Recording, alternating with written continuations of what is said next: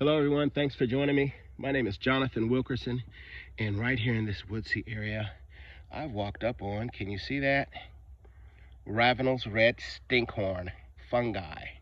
Now, it's called stinkhorn because it stinks.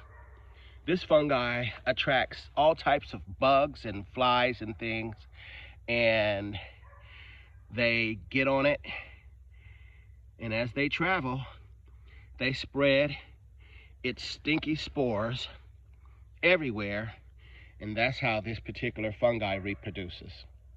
Now, that being said, it is edible. This stinky fungi is edible only when you catch it in its egg stage. Look at that, isn't that unique? Stinkhorns. And there you see the substance out there. That substance, that goo, that stinky goo, is what the bugs spread so this fungi can reproduce.